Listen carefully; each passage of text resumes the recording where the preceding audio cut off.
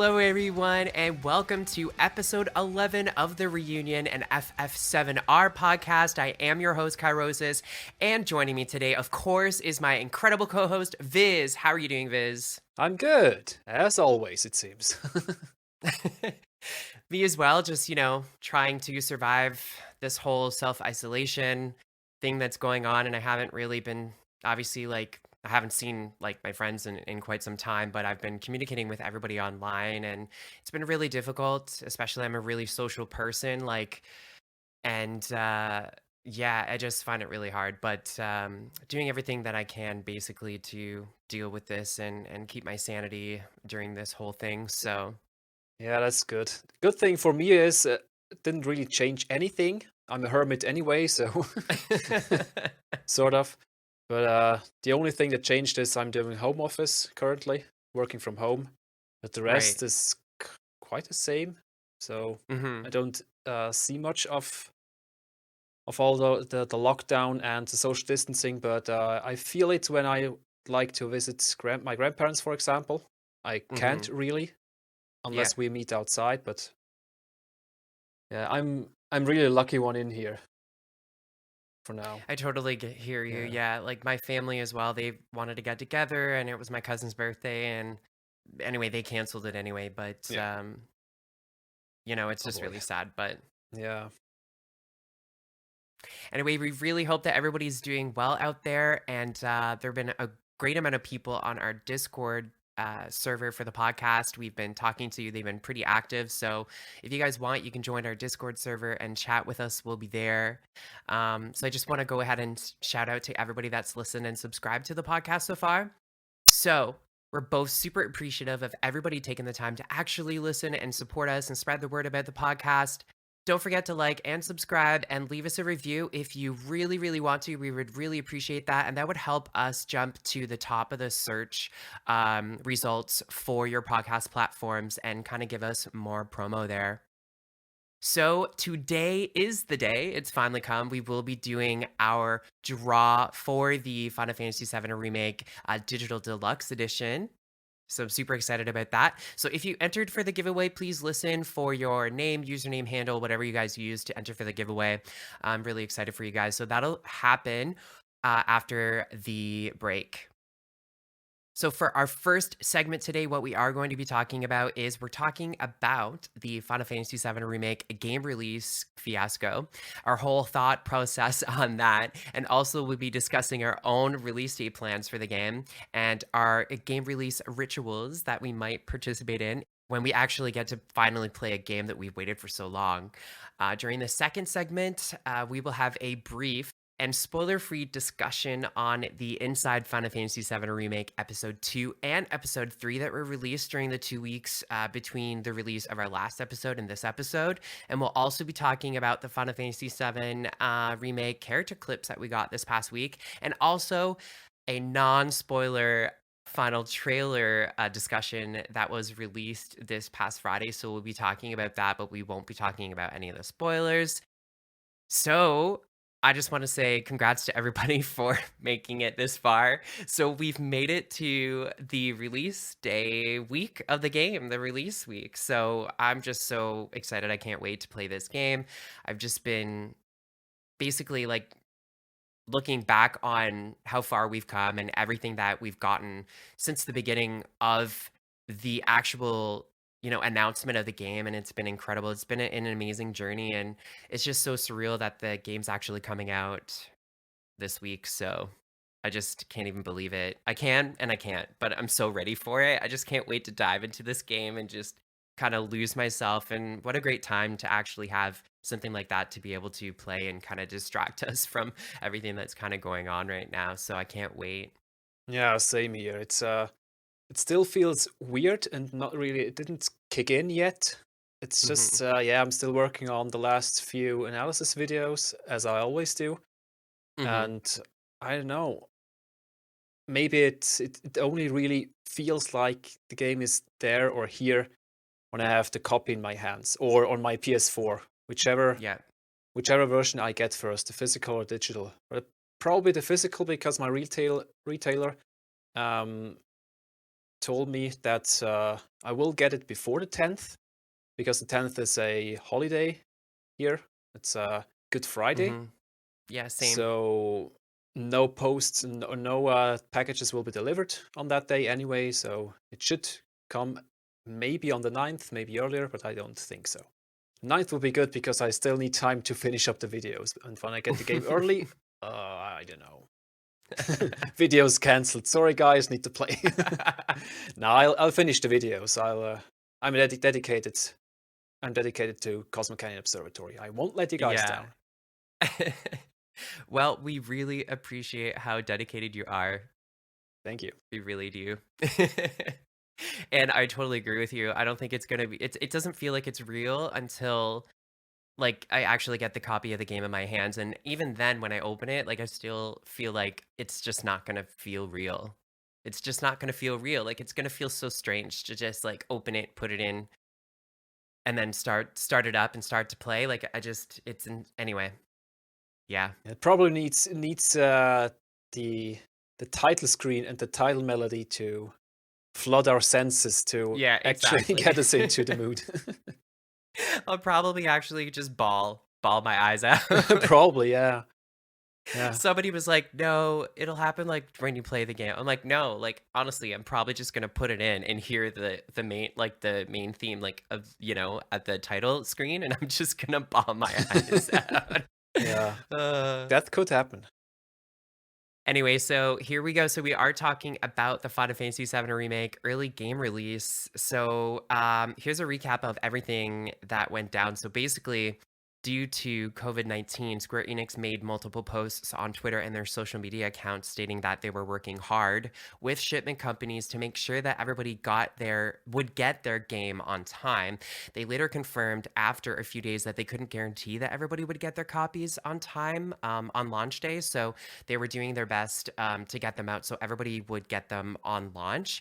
So they decided to ship the pre-orders of the game through the Square Enix store early for Europe and Asia, because I think that the distribution lines and the shipment systems in those continents are probably more strained than here in North America. I'm not sure, but apparently that's one of the reasons why they decided to go ahead and kind of ship those games out early, just to guarantee that everybody got them. So Amazon then and other retailers were sending customers emails about how a delay in delivery could probably happen. I know that Amazon shifted its priority shipments to essential goods and items due to COVID. So some people were posting online that basically, like, it was like a screenshot of their emails, and then it had changed the date to, I think, April 14th. So Oh people were boy. pretty upset. Yeah, people were really upset. So they were like canceling their pre-orders, or they just didn't really know what to do. So people were on the Facebook Final Fantasy VII Remake groups were kind of trying to help people out, because a lot of the stores also were sold out of pre-orders. Like, you couldn't pre-order a game, you couldn't buy it, like, it would just said out of stock. So then some people were just kind of helping in the comment section, like, oh, you need to go to bestbuy.com, and then because they still have copies and stuff like that. So it's been pretty crazy. Apparently, something similar is happening here. I didn't really see or hear anything, but on my retailer's webpage, it said sold out. The Hmm. base copy, the base game, the digital, not the digital, Deluxe. the deluxe edition was still in stock, but not the base one, which is weird, Okay. kinda. But I had it pre-ordered months ahead, like last Hmm. year already, I think, sometime. So I'm still good, but that it's been sold out is pretty strange. Probably also because of a limited shipment Hmm. from Square Enix's side. I don't know how all this shipment procedures work, but yeah, I've seen this too. Probably other stores as well. Maybe even GameStop had shortages. I don't know. Yeah, I know here in Canada we have EB Games, kind of like in Australia. It's basically just GameStop. I checked their website as well, and it says out of stock. You can't Oh, even okay. pre-order it. You can't find it anywhere. And same thing with Square Enix official online store. Like, I logged in multiple times to just check and see what the update of the status was for my first class edition, because I know, like, a lot of people were receiving theirs, or they had shipped them early. and I was just curious to see, and I just checked on the store, and you can't even pre-order it or anything through Square Enix. It just says out of stock as Oh well. boy. So it's crazy. Yeah, it's just been insane, and like people really want the game and they can't find it. They can't find a copy. So I guess it's a bad situation for consumers, but it's a good situation for Square, which means that they can't print the games fast enough for everybody, Yeah. right? So so that's good for their business, but anyways, so the next thing here, it says that somebody posted that they had 4 copies of the deluxe edition on the subreddit for Final Fantasy VII Remake. We don't know how they got them. I don't know if they like bought them off the black market or if they had a connection, like a distribution line, somebody that worked there that took them. We don't know. Anyway, but it was leaked, like the cover and everything on the subreddit, and that guy eventually got a lot of flack for what he was posting, so he ended up deleting his subreddit account. So and then people started getting their pre-order shipments early, mostly in Europe and Asia and Australia, from what I can tell. People started posting content online since they received the game early, so they were like posting pictures of the game cover and what's inside of the box and the art book and everything, and people out there received their games early were actually like spoiling things for people without using precautionary measures, and that's just not cool. Nope. So I Not was cool, really guys. upset about that.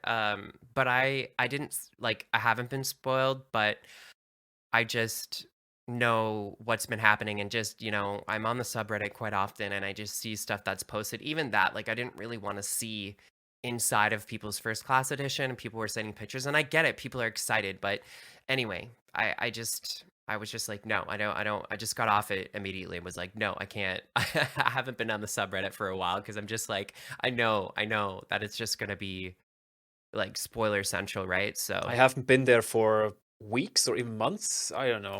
Just like shortly after the theme song trailer, Mhm. where stuff. Uh, oh no, the leaks. I think it was when the leaks started. I got off most platforms and just Right.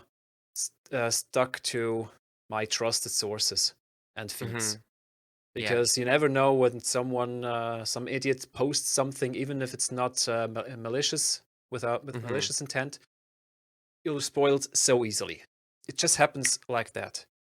Mhm. So better to stay off the internet, guys. Yeah, pretty much, pretty Yeah. much. So it looks like Australian EB Games started selling the game early. So Mm. I could not find a source online to verify if Square Enix had approved them to be able to sell the game early, or if they just took it upon themselves and they were just like, you know what, we're just gonna do it. We're just gonna sell it. Like, Probably, yeah. I don't know, but those people, I'm pretty sure those people got the game first, and those people were streaming it online. Some people in North America have theirs now as well because they were also sent early, but not as early as people in Australia or Asia and Europe. Like, Mm. anyways, so there was an outcry from the Final Fantasy VII Remake community, basically for Square to just go ahead and release the game early and the digital version of the game, because people are upset because what's happening is people are posting everything online and people are getting spoiled, and also people receive their games early, even people that aren't spoiling anything and then just got their game early and they're enjoying it at home, right? Like, they've locked the game digitally, so people who bought it digitally can't play the game early, so people are just jealous and people are upset, and the whole situation is kind of just, it's just Yeah. a, I feel like it's a bad situation all the way around, right? Oh, it is, yeah. Because they're not going to release digital early, Nope. and some people are not going to get their physical editions until after launch day, like just like Amazon and Walmart and all the stores that are selling the game. They've sent out delays to people who pre-ordered the game, and so it's basically impossible. It's an impossible situation to be able to control so that everybody can get the game early. It's just impossible. So I just don't see them doing this. I don't see them releasing digital early. No, I don't think so. Yeah. So that's basically how everything happened. And I kind of gave my own thoughts on this whole situation, but I did write some jot notes down here. So I just said, obviously, given the circumstances with the pandemic that's happening worldwide, I do appreciate that Square made a statement being honest to people about not being able to get their game on time and then taking it upon themselves to ship them as early as possible so that this whole situation could be basically didn't happen, but it kind of created another issue Yeah. on top of that initial issue, right? Hmm. So, like I said, it's kind of like a damned if you do or a damned if you don't type scenario. So, if they sent them right before launch and people got them late, people would be upset, which is already happening. Like, Hmm. it's just out of their control. It's just a really bad situation and it's not a perfect system. And there's so many factors that determine when you're going to receive your copy of the game. Like, where do you live? Do you live far from Square Enix distribution center?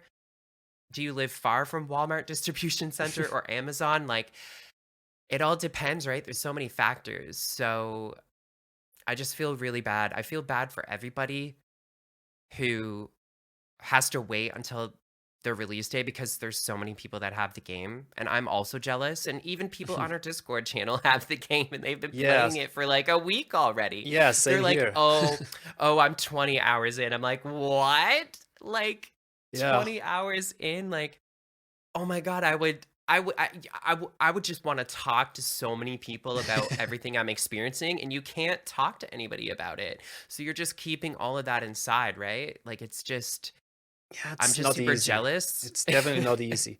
It's the thing is, it's kind of everything is upside down. Before, if they had shipped everything as normal, then maybe there would have been some delays, and some Mhm, people would have got them late, like after the weekend on the 15th or 16th, which would have sucked.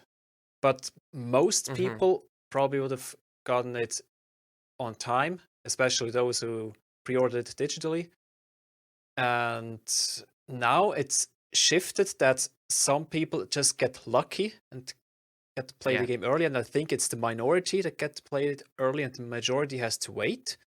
Mhm. So those who have to wait, I don't know. It's just shifted around, and I think the minority is being taken care of, and the majority is being kicked in the balls, or whatever, Mhm. wherever it hurts. So, ah, but me personally, I don't care as much because I still have work to do until the 10th. So for me, it's fine, but for many others, it's excruciating. And also, one of our Discord members, moderator, even has the game since April 1st. Two others Mhm. too, and our moderator has finished it today now. Oh my But god, are you yeah, serious? it's I think he played it nonstop. Wow. Anyway, he's been extremely quiet since then. Didn't practically said anything, not even how he think it is or how long it took. Just nothing, and that I'm really glad and grateful that he didn't say anything at all, which is good because even Yeah. if someone says, "Oh, it's I finished it in 30 hours already. Oh, I really love it, but the voice acting is not that good," and stuff like that. It Mhm. already creates this image in your head, this how do you call it, like a bad voice on your right shoulder or something, like a devil that Mhm. grows inside you and just says stuff to influence you. And when you Yeah, play that's the true. game, your experience will be tainted in one way or another. And that's why I Mhm. I will try to keep away from everything, even reviews. I heard they come in tomorrow, the first Oh, reviews really? or previews or Oh, whatever. okay. Yeah, like all the games media that got a Okay. review copy. Right. And no, I will completely ignore everything until I play the game myself. Same. Yeah. Yeah, I'm not gonna read any of the reviews until after I get the game and I've played it for some time Mm. because I just don't want to be spoiled by any of that stuff. And I don't want Yeah, to have, exactly. like you said, I don't want to have somebody else's opinion Yep. kind of taint my outlook on this game and my experience because I'm going to go in with like preconceived notions Exactly. of That's what I what's search happened. for, preconceived notions or preconceived thoughts or whatever. Yeah, Yeah. exactly. just like other people's expectations and just their opinions on it when I'm going into it, you know? So I totally agree with you. And it's so crazy because in this situation, in a normal circumstance, like this would never happen, right? People Nope. bought digital because they were just like, I'm preparing myself for the worst. I'm Yep. preparing myself because usually if you buy physical, you don't get it on launch day. Like they Hmm. try really hard, but every time I've ordered something from Square Enix store or I've ordered it even at like EB Games and they ship it to me, I never get it on launch day. I never do. I always got it like the day after the earliest. I think there Oh, was that one sucks. time when I've ever got something on launch day, which is when I ordered Final Fantasy 13. I remember I did get that on launch day. I got home from school because I was in university and it was like on my doorstep. And I was Oh, like, nice. sweet, this is awesome. Yep. But every other time, it's never happened. So people have just been proactive, like, no, I'm just going to order digital. Mm. And then I don't have to worry about any of that. But then the opposite has happened where Yeah. everybody got their physicals before digital because digital is tied to the release date. It's just like, the only time that this situation would even happen is, Yeah. like, when there's a worldwide crisis, right? Like, it's actually crazy, when you think about it, but What's interesting is that my retailer usually shipped the game like 1 or 2 days early in the past. It mhm, happened a few times. Um, that's why I usually ordered there. But now with digital, there's also this preload feature that you can preload the game like 1 or 2 days earlier, so that you have it downloaded when it gets unlocked and you can play it. mhm, yeah, And now it's even worse because many people have already played it or are still playing it, and you have to preload. It's on your system, but you can't play it still. You have to mhm, watch the countdown, the timer on your home screen, and it's yeah. uh, It's just, like, taunting you because yep, the icon is there and there's a lock symbol, so you can't or a yeah, timer, like you said, so you exactly. can't play it.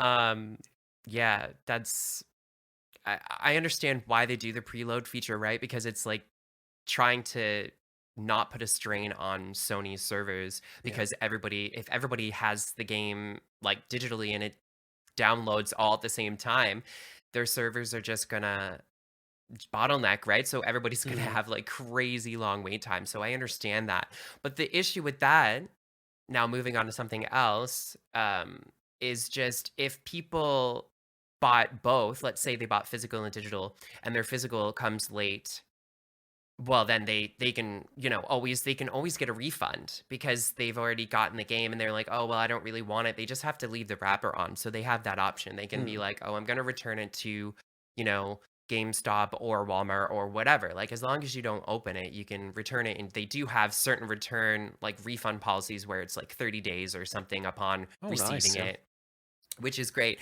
But the other side of this is people have gotten their physical editions early and they just bought the digital version just in case their physical was late, and now some people are really wanting to get a refund from their digital version of the No. game. But Yeah. if you have auto download on, like where it schedules the download and preloads, you can't get a refund digitally with Sony. You can't. Like if you have auto download or auto preload, whatever it's Hmm. called, turned on and it's already downloaded and it's on your system, you can't get a refund, Yeah, that sucks. which is just crazy in this Yeah. situation because so many people got their versions early. And I know people like, we know the same people on the podcast Discord, like they've said that. They've said, well, I got my physical early and now I kind of regret buying digital because I want to get a refund. And now I can't because it's preloaded.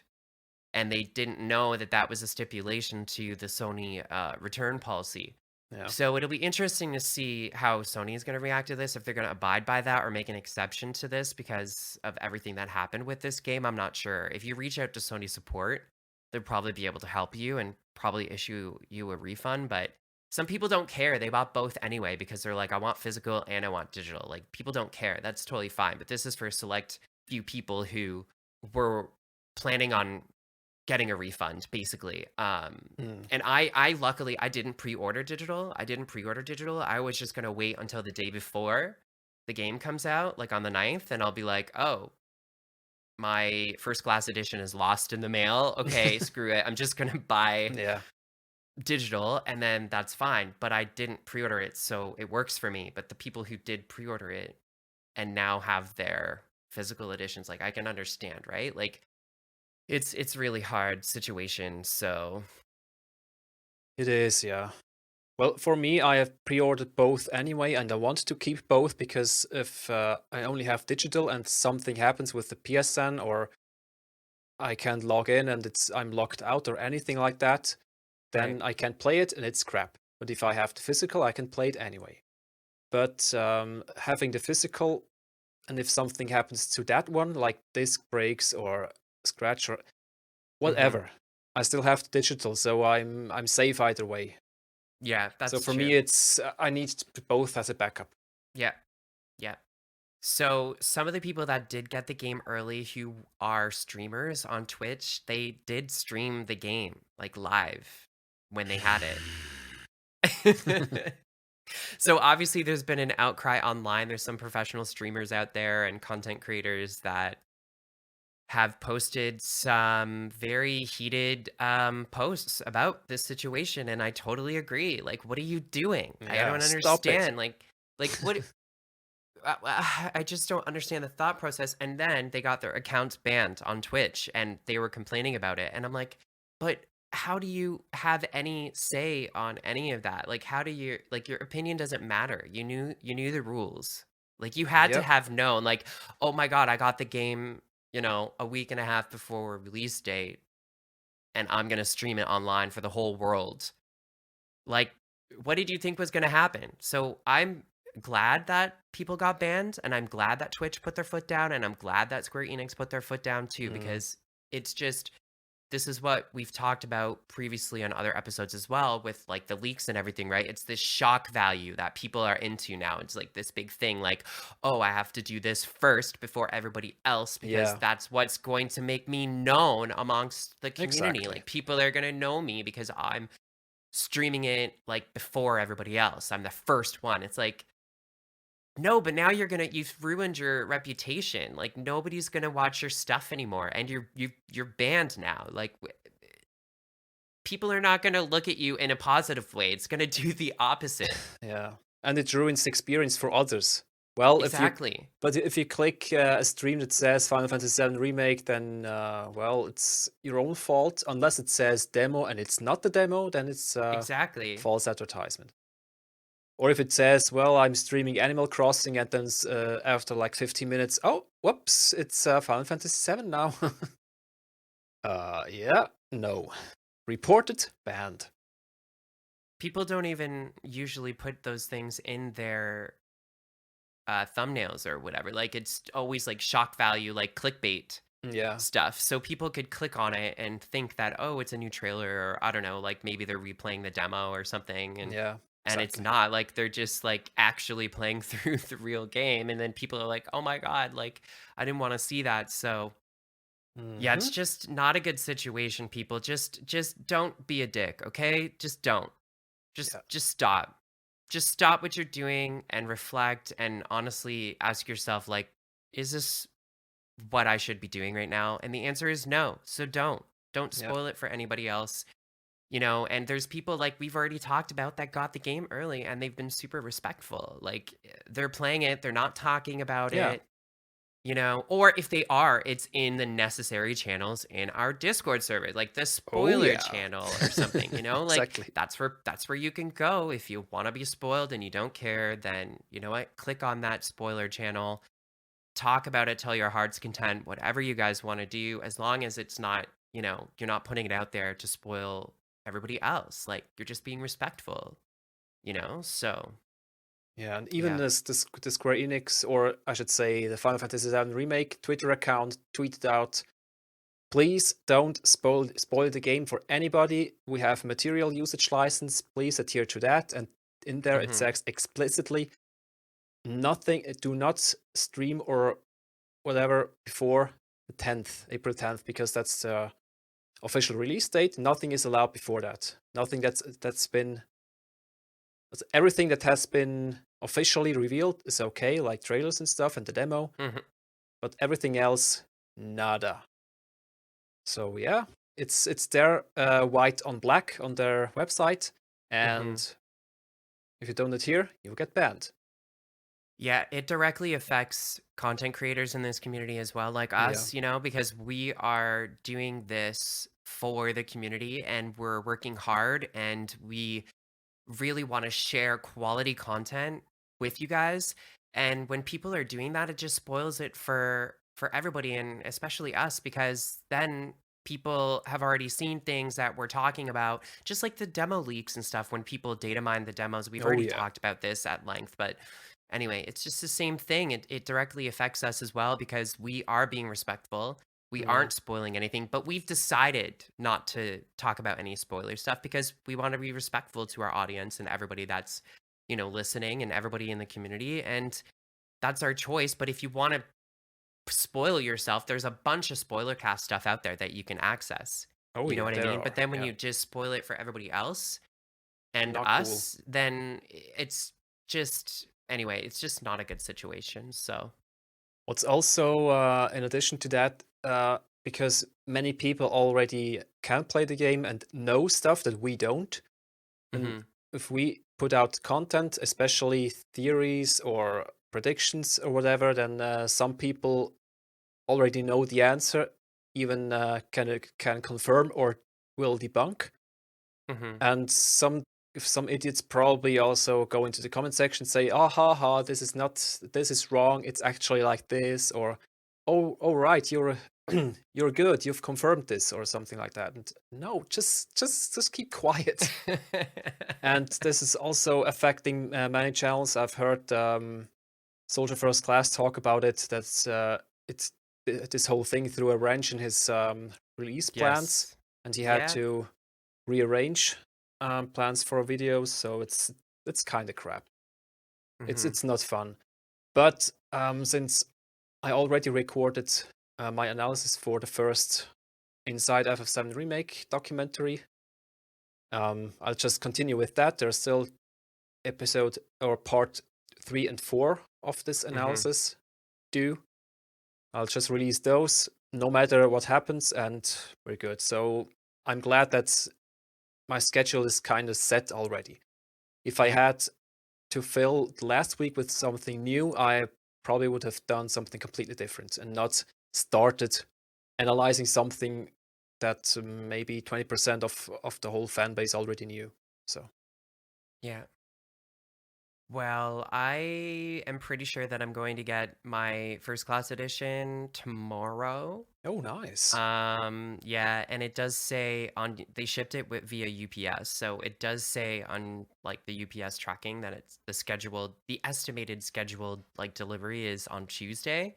But when I called, because I called to ask to see if I could actually pick it up at the distribution center in my city instead of like waiting for them to kind of put it on a truck and drive it to me, like, I don't mind just driving down there to grab it, you know what I Yeah. mean? If it means that it's gonna cut down a day of me receiving it, and she told me that it says on her system that I'm gonna get it on Monday, but if I get it on Monday, like, that's awesome. I'm gonna be busy editing this episode, so I'm not Yeah. even gonna be able to, like, open it Yeah. and just really dig into it right away because I'm gonna have to get this episode out. So, Hmm. and I'm gonna do that because this is important. I want you guys to have content that you can consume during this week of release. There's gonna be a lot of stuff going on, and you guys are gonna really want to focus on this game even more so than you probably already have.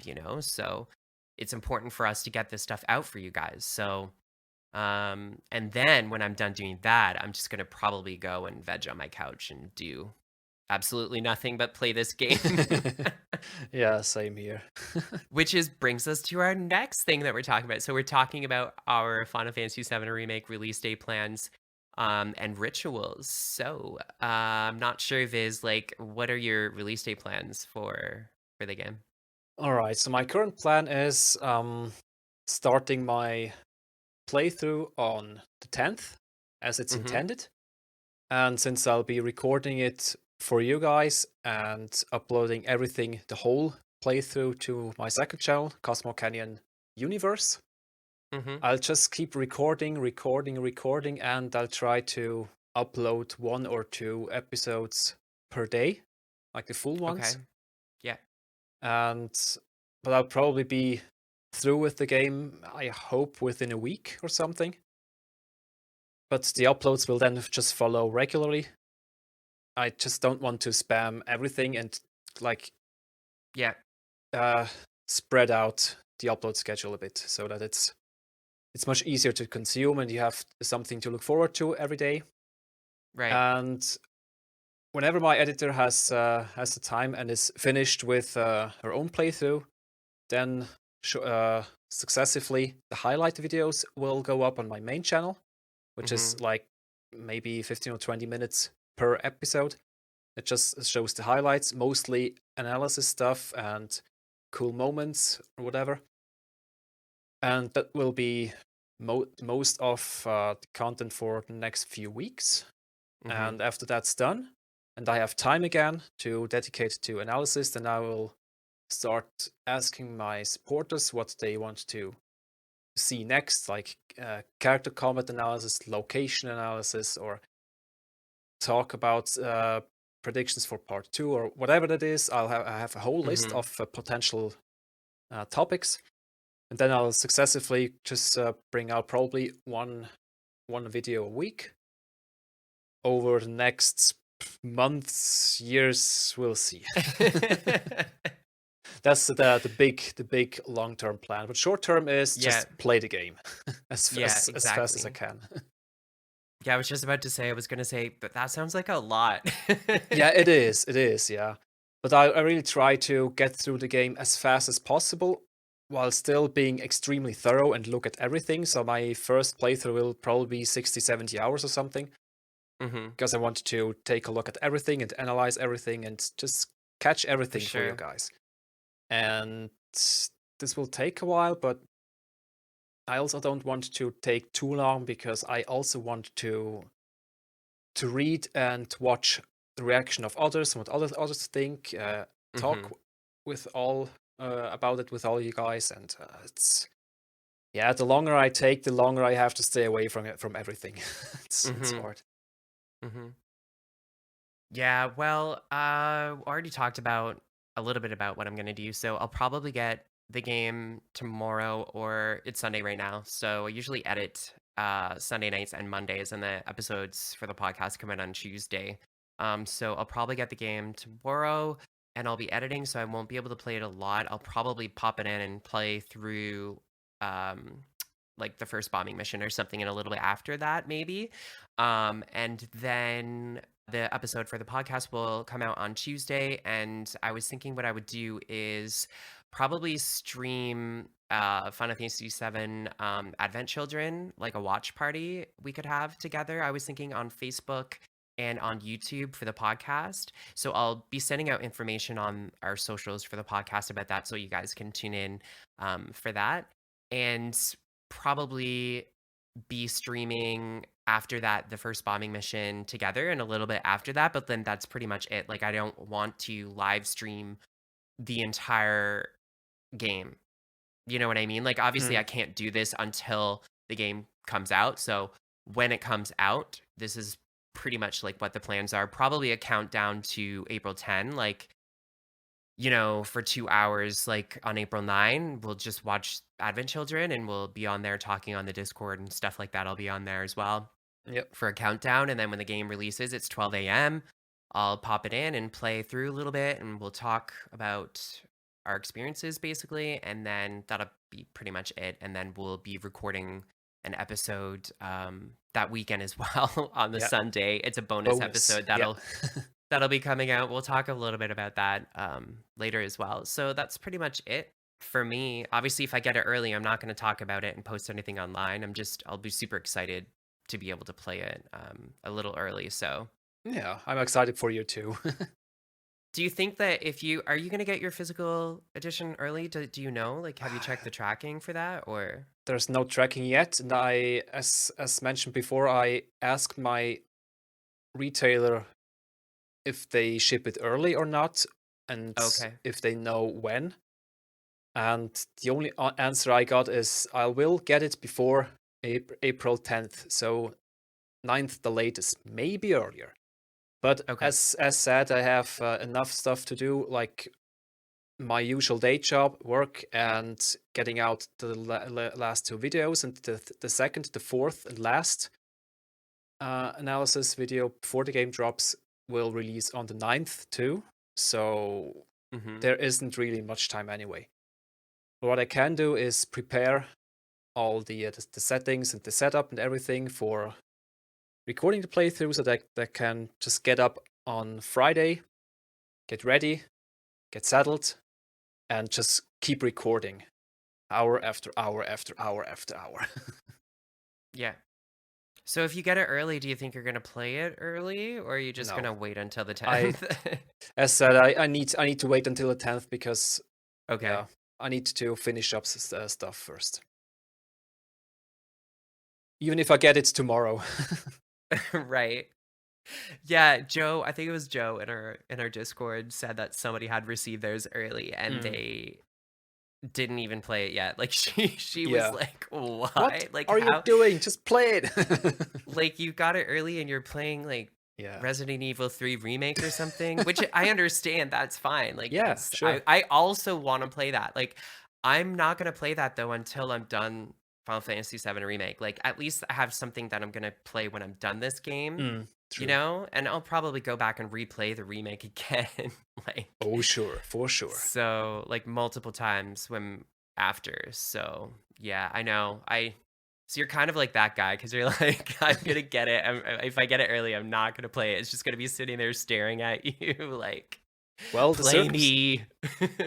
it's the circumstances that forced me to, because if I, Yeah. let's say I get it tomorrow, and after Mhm. work I just pop it in and start recording, then the videos won't be released. I just wouldn't See be how able to. committed you are? You're Yeah. so committed. That's so crazy. You waited for this game so long. If you get it early, you're just you have so much restraint. Like you're not even gonna play it. You're just Yeah. gonna be like, no, I have to do the work Yep. for Work first. my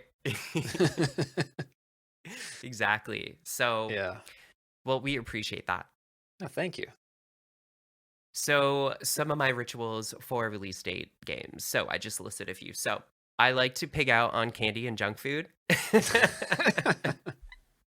So I always go to the store and I'm like stocking up on candy and drinks and snacks, and usually that's what I do. And then it depends on what game it is. So what I do is like I format my PS4.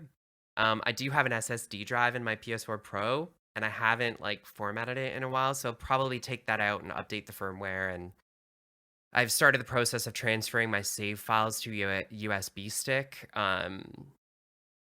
I'm one of those people who's not a PlayStation Plus subscriber. Oh, me too. I never play any multiplayer games on my PS4. I only play those on my PC.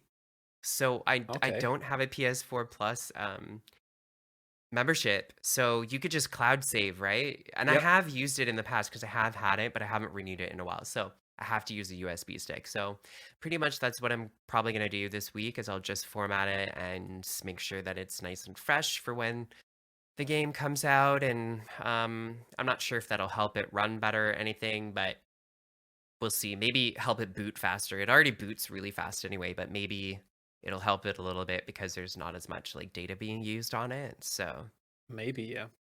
yeah, and I have some candles that I ordered, and I like to light some candles. This is what I do. I like the ambiance, That's okay? Like I nice, yeah. just That's yeah, wholesome. right? I have a blanket and then my Aw. that I just put yeah, I get all cozy on my couch. And then my dog will jump up with me, and then he'll just start to like cuddle with me, and then I'll be like, "Oh, this is really nice. I can't wait. I'm super looking forward to it." Yeah, and I'll That's probably make cool. some beverages and enjoy some bevies. Yeah. Yeah, what about you?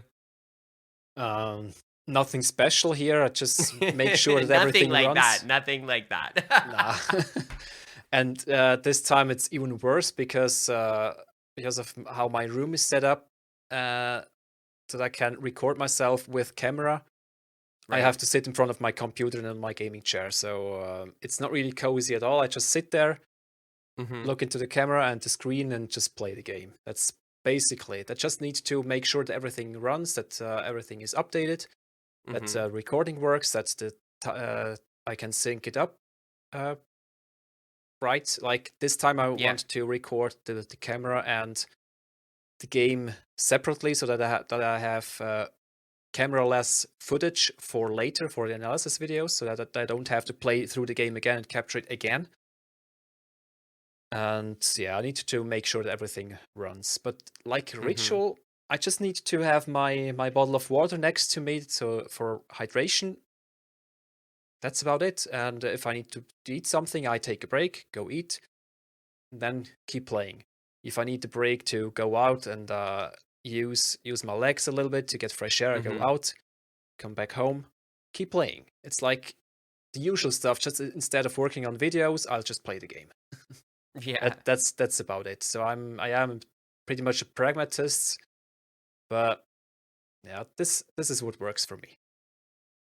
Yeah, I don't have a capture card, so I was thinking about also like recording myself playing it and having a camera. I have a webcam here somewhere. I don't know. It's in storage somewhere. I haven't used it in so Okay. long. I was using it because I was streaming on Twitch, like on my own personal account for a Oh, while nice. and stuff like that. And it's here somewhere. I just have to look for it, but I'm just going to focus on playing in my living room and just kind of try to enjoy that experience. And I'll probably be checking in on Discord, like, on my phone as well and talking to people in the community and, answering people's questions if they have any questions about, like, my experience and stuff, and we'll be sharing all that stuff in future episodes for the podcast as well, so I can't wait, and I'm one of those people, though, like, I don't like my hands being dirty, so I do like to have Oh. snacks and stuff, but, like, I don't eat, like, potato chips while I'm playing because my Oh no, hands get that's greasy, nasty. so I just and then your controller just gets gross, Yeah. so I Bah. usually will have something that's, like, candy that has a wrapper around it that I can just kinda, like, unwrap and then put in my mouth, and then I Yeah, don't exactly. have to touch anything, Yeah. so I'm kinda OCD with that, and I'll That's fine. probably, like, clean my controller too in the process Yeah. and make sure that, everything's clean and ready to go as well, so, yeah. Yeah, that's cool. What I just thought about now, on our Discord server, we created a whole new category for the Final Fantasy VII Remake Part 1 release, Okay. and one channel for each chapter. Well, for now, just 20 chapters because we don't know how many chapters there will be. Right. But we have a channel for channel selector, so to speak, and we can click on reactions to apply yourself a role that unlocks a chapter. So let's say you started with chapter 1, you click on the reaction to get the chapter 1 role, then you can just talk in chapter 1 to like uh, tell about your experience or ask about the experience of others or ask something. Oh, did you find that, or did you see that too, or something, or ask a question because you're stuck or Mhm. in chapter whatever, let's say chapter 6 or so, or maybe you can't find a side quest that's there or anything. And when I start to play through, I think I'll make use of this feature and just post in where I currently am, just to let people know where I currently am in the game and what I maybe picked up, what cool moment I had in this specific chapter. And I think that's the only way to keep in touch with Discord, with people on Discord, to and without getting spoiled. Because when I'm playing the game, I don't want to have by accident being spoiled in another channel. Just a Yeah. minor thing that's technically not a spoiler, but for me it is. So Yeah, I I like might do that. I that. like that a Mm. lot. Yeah, that I do. I really like that because then people can just chat about what they want to chat about in that specific chapter of the Yeah, game. exactly. Because if you just put it in a normal like text channel, like a general one, then Yeah, people are gonna be like spoiled, right? So it yeah, does make sense. exactly. I do like that. And the Mm. same thing with our podcast Discord server as well. Like people were asking kind of like, "Oh, can I say this in here?" And I was like, "No, just put it in the spoilers Yeah, channel. If exactly. you really want to talk about the game because people got it early and they want to talk about it, that's totally fine. Like, just don't put it in the Seventh Heaven pub channel, Yeah, please, because that's where we're hanging out for general chat. Just don't. yeah. Just don't. We're just hanging around Seventh Heaven, okay? We just want to have a drink. Like, we don't want Yeah, to talk about no spoilers. It's supposed to be chill. Like, come on, guys. yeah. Come on."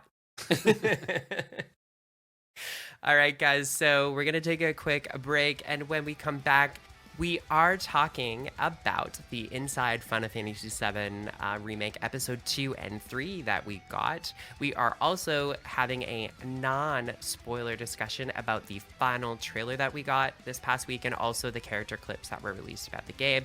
And we will be doing the Digital Deluxe Edition giveaway draw as well. So all that and more after this.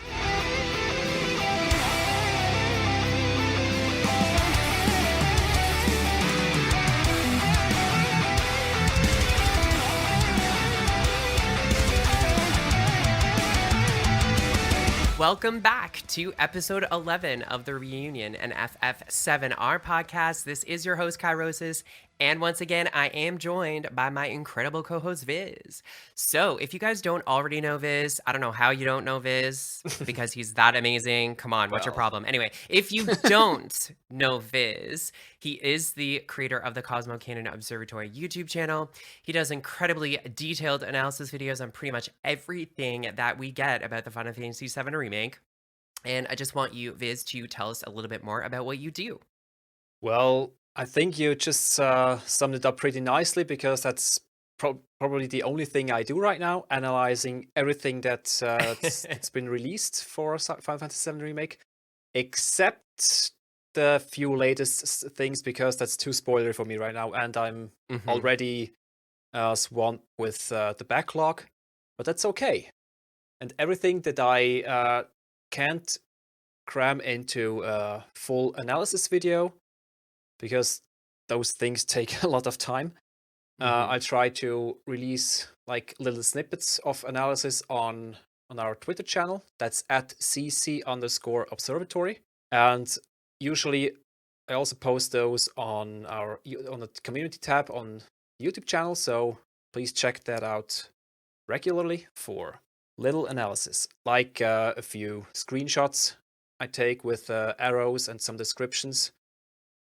Or sometimes I also already uploaded 2 short videos to visualize something in motion, but those are like unlisted videos, which I only link in the community tab and upload to Twitter. But those are essentially just analysis gems, I call them, or CCO gems.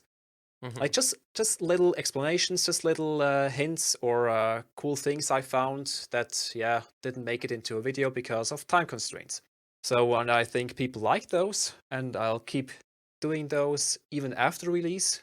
Like if I play through and find cool little things, I'll just post them on the Twitter account and the community tab on YouTube to keep you guys like informed, and that you also kind of know where I'm at currently and what cool things I find. Not sure if this constitutes spoilers or something, but maybe I'll tag those as spoilers. I don't know. We'll see. Yeah, guys. So if you haven't yet checked out Vyzz stuff on Cosmo Observatory, you need to. It's a great community. The Discord server community for your channel is incredible, and everybody's so welcoming. And especially right now, like everything we're dealing with, so it's kind of isolating, right? And it separates us from each other, but we do have social media and we do have a Discord channel for the podcast and also for Vyzz's Cosmo Observatory. So you guys can join anytime there and join in on the conversation about, our favorite game, and everybody's amazing. So you guys should really, really check Vyzz's stuff out. It's incredible. So. And if you want to keep away from spoilers, our Discord server, Cosmo Observatory, is completely free of spoilers, and only dedicated channels will have spoilers, as I've detailed before. So you're safe there.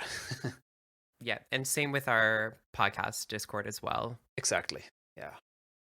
So if you haven't subscribed yet, subscribe, hit the bell icon, yada, yada, yada, you know the drill. Join all my channels. I think I have put all the platforms into the YouTube video description, even in the YouTube channel banner, and you should find all platforms there. All right, guys, it's the moment that you've all been waiting for. It's time to draw for the Digital Deluxe Edition giveaway. So it looks like We had 120 people enter for this Oh, giveaway. nice. Right? Yeah, that's so awesome. All right. So, gonna go ahead and generate our winning number. All right. So it looks like our lucky winner is number 30. And number 30, it says J Paget. Oh, nice. So, J Paget, you have just won a digital deluxe edition copy of the Final Fantasy VII Remake. Woo! Congratulations! Nice one. So, J Paget, we will reach out to you on your socials. We'll get in contact with you. If you want to get in contact with us immediately, you can reach out to us on our email. It's thereunionpodcast@gmail.com. Thereunionpodcast@gmail.com. But we will reach out to you and with the steps on how you can claim your digital deluxe edition. So, we're super, super happy for you. Yep, definitely happy. You've earned it. Mm-hmm. All right, guys. So we are moving on to the next part of the podcast here. We are talking about the Inside Final Fantasy VII Remake, episode 2 and 3 that we got. So we got 2 more of these episodes that were released 2 weeks between now and our last episode. And we were right because we kind of had discussed this together. Like we thought we might get one pretty much every week leading up to the game release. We did talk about episode 1 in detail last episode, so we're just going to touch on some of the interesting things that we got from episode 2 and 3. So once again, we did get multiple interviews from the developer team with their experiences creating the Final Fantasy VII Remake and also comparing it to the original Final Fantasy VII. So episode 2 was focused on the story and the characters of the game. So Kataze states that it's been 23 years since the original came out, and he says that he forgot a lot of things about the characters and the story. He said he did play the original Final Fantasy VII before starting work on the remake, and he was surprised at how much shorter the story was in the Midgar portion of the original game. He said that he had an image in his mind that it was longer than that, and it was different in his mind. So he said basically they recap the story of the original. Some things that I found interesting was that they talk about Cloud as a character and how people see Cloud as this kind of cool, strong, and flawless hero. However, there's more to his character than meets the eye. So I'm just touching on Clouds as a character right now. So Najima says that he has a special, strong need to be accepted by people, and he thought that he was special. He is quite complicated, and he's not really a cheerful soul. He keeps a lot inside. There's something that he says he's nervous to tell everybody, and that he's gone more into the deeper inner psychology of Cloud, the main character. In the original, he was depicted as cool and stylish. However, this time he can kind of miss the mark and be a little cringeworthy. His cool facade can often slip because he wants people to accept him and respect him, so he puts on a front. So basically, they were saying that they're kind of nervous that fans will not be able to accept this version of Cloud or not. I kind of got this from playing the original anyway. Did you? I kind of felt like Cloud there was something off about him. Like I didn't feel like everything that he was telling us at face value. I didn't believe not that I didn't believe it, but I didn't interpret it as everything he was saying. He was kind of like this flawless hero. I didn't really get that. I always felt like there was more that we just didn't know, and it's true because we learn more about it as we play through the game, right? Oh, And definitely, yeah. It's he starts off as this cool mercenary, but you quickly note that there's something off, especially with his memory glitches and stuff that happens. It's just what's up with this guy, and sometimes also how he responds and reacts. And it's not that apparent in the Midgar section, but I think right after you see some, yeah, his mask slips, especially when he says things that Tifa thing recognizes kind of doesn't really make sense, as she kind of wants to say something but doesn't, or just has those 3 dots in her text box. Just notice something off. It's not that apparent. It's more you have to read between the lines in the original and really Yeah. have to pay attention, and especially when you're maybe halfway through the game and then think back how stuff happened there, maybe you can predict that something is off, maybe, but it's not easy. So the reveal that comes later in disc 2 is a pretty big deal. And how they're now going about it, I think it's one might think that this reveal could be lessened by maybe more memory glitches or that his mask slips a few more times. I think that's not the case. I think it more adds to his character that you just notice that he wants to be cool, wants to be a cool mercenary and badass, but kind of isn't. But why, you probably won't know until sometime part 3. Yeah. Yeah, no, I totally agree with you. And I actually do like what they're doing with the characters for the remake, Oh how they're yeah. going into more detail about kind of their backgrounds and they're fleshing out the stories. And we've already talked about this in detail. So their response to that basically is that they said because the characters look more real now, far more than before, you must really write in greater detail all of the events where their emotions change because we're looking at their faces and we're Mhm. hearing their voices, right? And they have voice acting now, and the original didn't have voice acting. So it was like they had to think of new ways to kind of switch things up and change the dialogue and stuff that fit more into us just kind of looking at them in high definition and seeing their facial expressions and hearing their tone of voice and inflections and when they're talking and stuff like that to communicate more of the story and their emotions and stuff. Basically, they Yeah, weren't able exactly. to do that in the original, right? So even though, like you said, this was there, it's just that you kind of had to not search for it, but you had to kind of Imagine. Yeah, you had yes, to you imagine had to it. imagine it. You had to imagine it. And some people, they just look at things with at face value, right? Like, oh, this Mhm. is what I'm being told in the story, this means that that's what it is, because why would the game lie to me? But we find out that Cloud is a flawed narrator, right? Like, Yeah. it's not the way that Cloud remembers everything is not how it happens, and Nope. It's it's switched not, around, yeah. right? So but that part of the original was hard to follow, like, especially too if you were young and you were a Oh kid yeah. going through this game, right? Like, that was hard. You like, for me, I had to look up things as much as possible because I missed little things about the story that really were intriguing and really, like, gave me a better understanding. Well, the faulty translation didn't help either. So even in That's German it true. was off at times. Yeah, there was a few things in English, it was like, Yeah, "What?" It was so weird. it was weird. And yeah, Cloud as the unreliable narrator is really threw people off. And I think it's a great concept, especially when pulled off well. And I think they pulled it off Mhm. well in the original. If you Yeah. again just ignore the faulty translations, but in the end, it's pretty cool. And if you pay attention, you notice that something's off. That he might not tell the whole story or not the truth, and that something's not right, but you have no idea what. And it's this feeling that keeps nagging at that keeps you playing. And you want to know more about this part. You want to know more if it's why is he leaving this part out and this other part not, and why Mhm. isn't Tifa saying anything, or why is she reacting that way? And it's intriguing Yeah. all the way through. It's really Yeah. genius. Yeah, and Tifa's reacting, there's so many factors that have happened to her in her life, right? That Yeah, they don't touch on until later. Like, you don't know. You're just told that they're friends. exactly. So you're like, "Oh, okay." And then you're like, "Oh my gosh." Like, which is like the next part of this video. So they did Mm. talk about Tifa a little bit. They gave a little bit of background about her story. So it says that her home was destroyed and her father killed, and since then she's lived for revenge. So she's unsure where to take that revenge.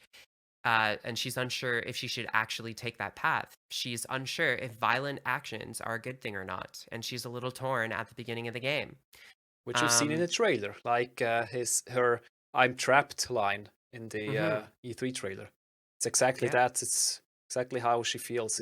She wants revenge. She wants Shinra to pay, but she also doesn't want to have s- innocent civilians involved, which they did. exactly. It's Yeah, yeah. Yeah, and she probably also is conflicted inside. Like, she doesn't want to do those violent things because she doesn't want to do those things, right? Like, and Exactly. Yeah. give power to those emotions and her revenge, you know? But and they did a really good job like animating her face, like Oh yeah, I for think so too. showing those emotions, right? Because those are really hard emotions, like even for actors, like human actors when they're Mm. acting to do those things. Like it's there's layers there, right? It's really difficult to be able to do that. I think that they did a really good job. Um and that's what they said basically. Their comment here was that they tried hard to show the subtle emotions and sensitive side of Tifa's emotions, especially with facial expressions and vocal performance. So Mm. and next, they talked about Barrett. So they said that he's always aggressively pushing forward. He feels like he has to take the lead and from the front and then pull everybody along with him. He often gets heated up and can be led by his emotions. This is why people are complaining. Like people are complaining about the voice acting work for Barrett in the remake, but like, you know, we've talked about this at length in Yeah. previous episodes as well that I think it's just him as a character, you know, like he's kind of like in no bullshit mode, right? Like Yeah. he's just like, no, there's no time. The Earth is dying. This is an evil corporation. Like we need to destroy it and we need to save everybody. So there's no crap. There's no time for crap, basically, you know? And he's Yeah. just being led by his emotions. And everybody else is just kind of being dragged through and Yeah. they have to deal with him. Like they have to deal with him, you know, like being Yeah. this way, like on the regular. So people around him end up desperately supporting him because they just don't want to push his buttons, That too. Yeah. you know? I just came up with a parallel to Barrett. He's like a bulldozer, just clearing the path. He doesn't care, just Mhm. wants to clear the path, and the rest just Exactly. goes Yeah. with him. Yeah, and dragging everybody behind. Yeah, Yeah. exactly. Yeah. I think they did a really good job with Barrett in the remake from what we've seen, and we'll get more depth there when we play Yeah. through the game, obviously when it comes out. But I really like him as a character. That's why I'm so looking forward to Platefall, because that will so completely wreck him, and he will. Hmm. Then we actually see probably the real Barrett and his real emotions inside beside him, or inside behind everything.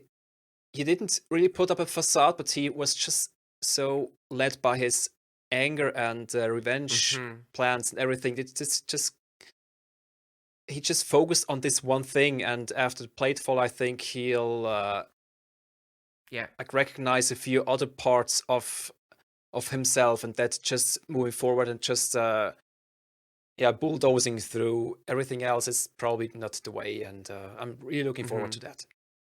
Yeah, and people were complaining, and I'm just like, you know what? Come on, guys. Like we all have friends like this. Like you Yeah, guys don't have friends that are just always led by their emotions, and they always need help. Like they're always texting you, and they're always like getting your opinions or whatever. Like I have friends like this. Like they're always led by their emotions, and then they get lost eventually. You know what I yeah, mean? Like yeah, these exactly. are real people experience this stuff, right? Like this isn't just like you don't have that friend that's just goes from 0 to 100, like there's no middle. I know people like that. They're either fine or they're just raging. Like Yeah, there's no middle yeah, ground. yeah. There's no like I've this is known those two. basically Barrett. Yeah, like he's 0 or he's just 100, right? Like Mm, we all know people like that. Come on. But also they play it up because this is a JRPG and we've talked about this. Come on. Yes, yeah, yeah. it's Also, I even dated someone like that, even 0 or 100, and it wasn't fun in the long run. So it ended. Oh Yeah, my god. Oh my god. I feel yeah. bad for you. Well, it That's wasn't. really It wasn't that bad, but it okay. was grinding. It's yeah. After a year, it was just no. I feel like you're the complete opposite, so you're just like Yeah, yeah. I'm always at around 50 or you're something. I don't know. yeah, you're you're being dragged behind the bulldozer. Like Oh my Nathan god. Drake in Uncharted 4, when he's hanging behind this truck and getting dragged through the Yes. mud and the lake. Yeah. I mean the river and stuff. Yeah, it's fun. Mhm. All right, so then they move on. They talk about Aerith a little bit.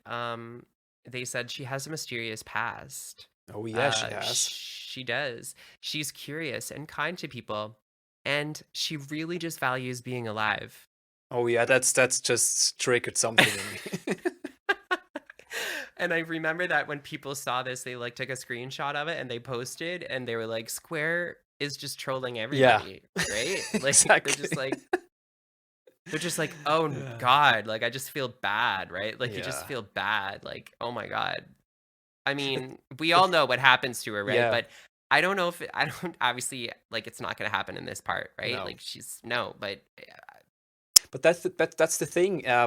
New we just players, don't know. yeah, new players who don't know the story of the original. I'm sure there are a few out there, and those really get conditioned to her valuing life and her being cheerful and Hmm. wanting to see the world and everything like that. And then when it comes to that certain moment, they'll okay, yeah, then emotions will well up and Yeah, exactly. everything will But be it's even crushed. more like it's even more now than what it was when we played the game when we Yeah, were kids. Like definitely. because with the music and the facial expressions and the voice acting and everything, like it's gonna probably hit even more hard. I don't know, but it already Yeah. hit hard like back then, but just I just feel for those people who are new to the Mhm. game Mhm. and that didn't experience the original. Like, it'll be interesting actually to see how those people feel, like to hear how they Yeah. describe feeling when like they get to that point in the I game. definitely need to search for a playthrough of someone who never played the original and has no idea what happens. Yeah, I really yeah, need to find exactly. someone like that that either streams or creates a let's play of that. And I'm really curious about that, but it's probably hard to find. There you go, guys. So if any of you have never played this game, there's your proposition. You Yeah. just need to start streaming, and your thing is that you are going into this game blind. Yeah. But if you're here and listening to this podcast, you probably already have been spoiled, so sorry for that. Yeah. uh, Oh boy. all right, so they just touched on Sephiroth. They just said that at the beginning of the game he's disappeared. So, Yeah. but he appears in obviously visions and stuff and flashbacks, but we just don't know a lot right now about what's going to happen with Sephiroth in this game. Not And we've really. talked a lot about it before in our previous episodes where we were kind of just talking about like where we think he's going to appear and why he's appearing. And they've also touched on this how they've changed. I mean, they've just like extended stories and they've modified things so that they fit better with what they're trying to do for the remake. So Mm. we're probably going to see him. Well, we definitely know that we're going to see him a lot more in this game than in the original during the Midgar portion, right? Because he's like barely in that. Yeah, the positive or the advantage of the remake is now also that they can depict Cloud's visions and glitches much more vividly and different because in the original it was just black screen or a reddish screen with a white text that says something, and back And then like you weird did. sound effects or Yeah, something. Like exactly. And weird. you sometimes even didn't know who's talking. Was it something Cloud knows, or is it Sephiroth, or whatever? And now they have to completely change it, especially because you now see or even hear if when someone talks, and then you can deduce, oh, it's Sephiroth, or it's someone else. And now they completely have to change it up. Like someone brought up the one of the first glitches in front of the reactor core, the pump. And the original, it just said, "Watch out! This isn't a normal reactor or something like that." And I think that was Sephiroth's voice on their mission in Nibelheim, if I remember correctly. And Hmm. now, if they used his voice there, it wouldn't be as much of a mystery. And now there's no talk, nothing. Cloud just has this headache, and a feather floats down and dissipates onto the grating down there on the grated floor. And Cloud just getting startled by it. And it's of course not the same, but still Hmm. similar. And of course we know the feather is tied to Sephiroth. New player won't know. just like new players of the original wouldn't know who was talking there. So it's kind of the same, but kind of not. And I think most of Cloud's glitches and flashbacks and stuff will be kind of similar. There's even one on the broken highway in Sector 6 after the platefall. Then you hear or see Sephiroth talk in just black screen and white text about he's an ancient or a god or something like that. I don't remember the exact wording. Now it seems I think it's the one thing we saw in the State of Play trailer, where he says something along the lines, "Are you prepared to see the planet burn?" Or I don't remember the words, but something like that. And you see Sephiroth from behind when he says that. So in the original, it was clear that it's Sephiroth, even because Cloud mentioned his name right after. So then they can show him. It's no surprise there. But it's still a little bit different because now we see Cloud having a flash of him, of Sephiroth appearing. Yeah. And there's even a new one in Sector 8 now we've seen in the E3 trailer, and it's going to be crazy, this whole memory glitch thing of Cloud. Yeah, it's going to be better depicted in the remake because they can just use cutscenes and everything, and things were kind of left to your imagination in the originals. So, Exactly. which is probably why a lot of the people misinterpreted things. Like of the original, like they didn't grasp all of the details of the story in the original game. Yeah, it was kind of hard to follow sometimes. Yeah, like the details, the nuances weren't that obvious.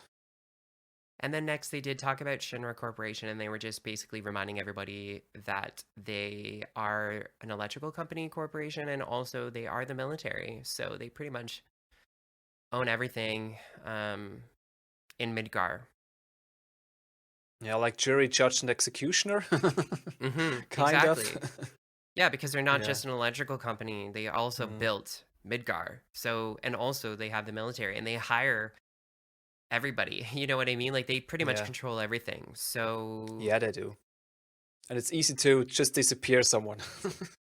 yeah, exactly. Yeah, they have the Turks who do the dirty work, clandestine organization. Yeah, it's going to be fun. Yeah, so I have a few notes jotted down here. After watching this, well, watching is a bit overstated. I only read the subtitles and covered everything else because I didn't want to get spoiled anymore. It's also why I have to disappoint you guys who maybe expected me to do a rundown of all the scenes and drop some analysis bits. I just, as I said before, I'm at the point where I just don't want to see anymore. So, yeah, I I apologize to disappoint, but I still have a few things to say. Especially after hearing all this about the characters and stuff, I'm really hopeful for the final product now because I feel that they really understand the characters, sometimes even a bit more than many fans, I feel, and which I really appreciate. So they, as Maximilian Dude said in the past, they know they can't screw it up. So it even shows here they really know, or they did their homework, it seems. And even Nojima is, as you said before, he's apprehensive about how people will react to those changes and the expansions on the characters. And now that they're real people, not just Lego blocks with text boxes, but the way they describe it is it really makes me hopeful, and it's pretty much reassuring to me. I also find it interesting that Kitase-san thought that the Midgard portion was longer. That is really a testament on how dense and content-rich the whole Midgard experience is, because when you just play through it, maybe the first time it takes you maybe 6 or 7 hours. If you know what you're doing, you can get through it maybe in 4 hours if you don't grind or don't talk with every NPC. Yeah. And it's actually quite small gameplay wise. It's story dense, but doesn't have much regarding gameplay. It has a few bosses, it has a few enemies, you can steal from them, you can grind, it has a few chests off the beaten path. That's about it. Barely any side quests. And because it felt so rich, I think it was really the perfect opportunity to build up Midgar into this huge city with all those side stories and go into all those characters. For example, especially Avalanche, as in Jesse, Biggs, and Wedge, which kind of got the short end of the straw in the original. We got to know them just a little bit, but not really. And then they were gone. It's pretty sad. But now I hear that they really, really did a good job of expanding everything. And one interview even spoiled something about Jesse. I think I talked about this in the last episode. Yeah. And if they do something like that for each character and just show their living situation and where they came from, and maybe even expand more about their motivations and what led them to join Avalanche and everything. This is something we need here. This is really something that enriches the world. And we even get more screen time of the Shinra Middle Manager, as we've seen here in the first Inside Final Yeah. Fantasy VII Remake documentary. Even Johnny gets, as it seems, more screen time. And there's Chocobo Sam that just had one little scene and no dialogue in the original. He was just the chauffeur or the driver of Tifa's carriage when she was being driven to Wall Market. It wasn't really a character anyway. It's just it had a model and was sitting there on this carriage, nothing more. And now he's really a side character that we probably have to gamble against him or something like that. I don't know. It's really, really, really, really interesting. And we have more characters, new characters. We have side quests in Sector 7 confirmed, and most likely side quests in Sectors 5 and Sector 6, and maybe even in the Shinra HQ and everything. It's it's going to be such a blast. And yeah, that's about everything I can say right now without spoiling or without being spoiled. Like I probably would have had more to say if I had followed everything that's come out, especially the new trailer, which I haven't watched. But we'll get into that later. All right, so moving on, we're talking about the Inside Final Fantasy VII Remake Episode 3 that we got, and it was it featured the combat and action of Final Fantasy VII Remake. So we talked about this before. They've explained that the battle system has been completely reworked. The original Final Fantasy VII is more of a command-driven RPG. Because it had the ATB bar and you had to use the command menu to give commands to the party members. And they said that now that action games are mainstream, it made sense to adapt Final Fantasy VII Remake in this way, but create a hybrid combat system featuring the best of both systems, basically. So the action aspects of action games, but also keeping the menu-based commands of the old system and the ATB bar system in some capacity.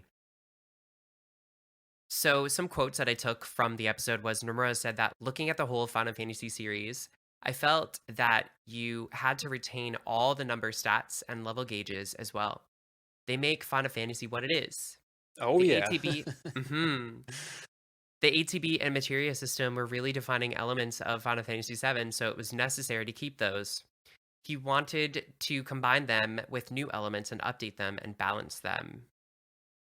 Kataze says, after E3 2019, we listened to people's feedback about not being able to play the game due to it being too action-based. So they thought about it as a team and responded by adding the classic mode. So this will allow players to just concentrate on choosing commands instead of fighting in real time. And we've talked about this before in previous episodes. So Shirochi, the lead battle designer, this was super interesting. So he said that they made phase boss battles. So what this means is Each boss battle goes through phases like 1, 2, 3, 4, and so on, with cutscenes in the middle of each phase. Players must adapt to the situation during boss battles. This gives them a more organic feel. This will make you think about your strategy going into a boss battle. And also the same thing with the materia system, right? So you could use materia, so you're experimenting in battle, and then if you see that obviously one of them is weak to a certain materia, if you lose that battle, you can go in and kind of re-equip your materias and do the boss battle again, I guess. Yeah, exactly. So they used a 4-frame manga style in Japan. This is what they used. So they used introduction, middle part, development, and conclusion. The conclusion of the boss battle leads to a new part of the story, basically. So they've tried really hard to use this system. They said that each phase should contain what is it? Joha Q. Is that right? Johakyu, yeah. Yeah. Which means slow start, swift break, and rapid end. So I found this super interesting that they're taking elements of their own. It's like a thing in Japan, and obviously this being a JRPG, like it's not surprising, but it's super cool that they did put this in and they really thought about this when they were creating the boss battles. Because in the original, what we got was just the boss would stay in one spot and then would use there was like a series of abilities that it had, and it would just cycle through the same ones, and it would stay stationary unless it was its turn to attack, right? Yeah. So it's completely different now. Like it's been reworked, and I really like where it's going. And yeah, so then they went on. They talked about the mini games. So they said that they actually added enough mini games in the remake to rival the original. So that's crazy. Like there's so many mini Yeah. games in the original game. I think So 16. There were 16, I think, in the original. If you count the CPR minigame. mm-hmm. Yeah, I think Mm-hmm. there were 16, if I remember correctly. So obviously we know that we're getting like darts Yeah, in the darts is remake. new. Um and we're getting chin up, squats, Yeah, and we'll squats probably and get pull-ups, yeah. squats and pull-ups. We'll get a bunch more, but we just don't know what they are yet. But I like that they did put a bunch of mini games in it. Yeah, for sure, because they break up the whole action and you can just Uh-huh. relax a little and occupy your brain in a different way, because minigames are just that. It's a game within a game that has a different rule set and different strategy. So it's really good to break up the pace a little at certain points. And Mm-hmm. Especially the story too, some of it is pretty dark and yeah, serious, oh definitely, and yeah. some of it is ridiculously comical too, and it'll be interesting to see like what they created for minigames, but also how Mm, they work into the game, right? Like yeah, when are you going to be able to play them, and where are they? I'm sure that they've thought about all of these things. I hope so, yeah. They said they added a bunch of non-compulsory side quests and content, and they tweaked the times that some sub quests are able to fit into the main story. So they just gave an example of like the main party is doing a bunch of things, they go off and they do things, and then a new quest will become available because certain things happen and where now they can do this, but they wouldn't be able to do it at a different time of day, I guess. Like if it's nighttime, like you can't do a certain one. This is what I interpreted from this video. Is that what you interpreted or no? What I interpreted is that the side quests kind of mesh better now with the main story. Like they're tied to the main story. Also, I think they said, if I remember correctly, they said that each chapter has their own side quests, and you can't, if you're past that chapter, you can't do those anymore. They're locked out, Okay.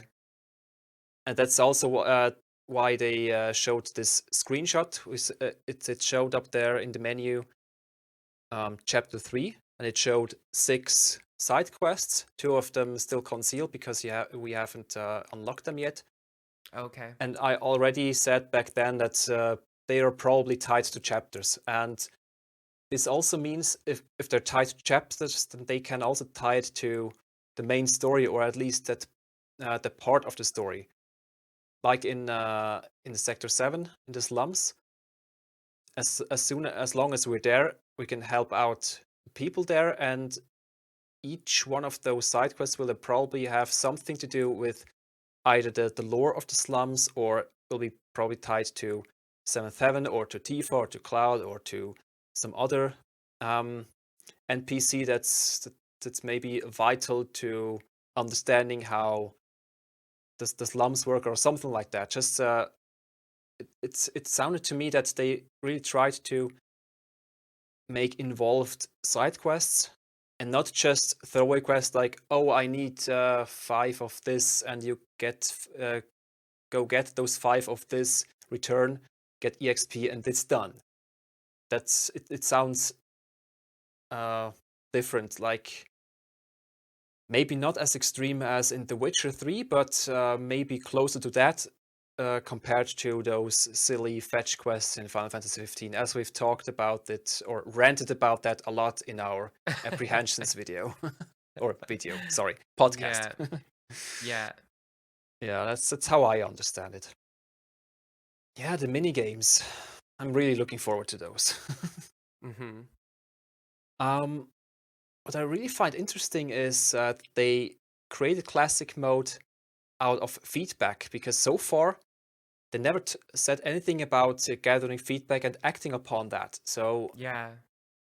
That's this, what I thought was interesting too. yeah, because compared to Final Fantasy 15, this is the complete opposite. They just go their way, do their stuff, release trailers, do presentations, and are just being confident about their work, show it, and get us hyped.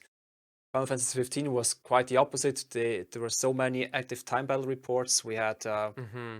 active time reports, sorry. We had some surveys even to fill out so that they know what people liked the most and what they didn't like as much, which character liked the most, and stuff like that. And Yeah. it was they involved the audience in the game was too much, in my opinion. I totally agree with you. Yeah, and so this was interesting that they included classic mode according to feedback. They probably had some sort of feedback or survey stuff in the background, like for themselves. Mm-hmm. Well, because when you make a demo of a game public or available on the show floor at a convention, then you inevitably get feedback, either directly from the people that are there or indirectly by their impressions in videos or podcasts and what have you. Mm-hmm. And they probably noticed that so many people just, loved the game, but really weren't into the action aspect, or were apprehensive about, or didn't really know if they could pull it off. Because it's sometimes it's not easy. Even upon replaying the demo, I notice when I'm not up to par, my brain is tired or something like that, then I just go through potions after potions and run into every attack, and it doesn't really feel good. So I really have to be awake and concentrated to be able to go through that battle more or less unharmed. So I can understand that some people that aren't used to full-on action games might have some troubles at times. Yeah. And which now I find this pretty cool that they thought of implementing another mode that kind of gets rid of the action aspect, and that people can only rely on the tactical mode and executing abilities, skills, and limit breaks and whatever. Yeah. I find this pretty cool.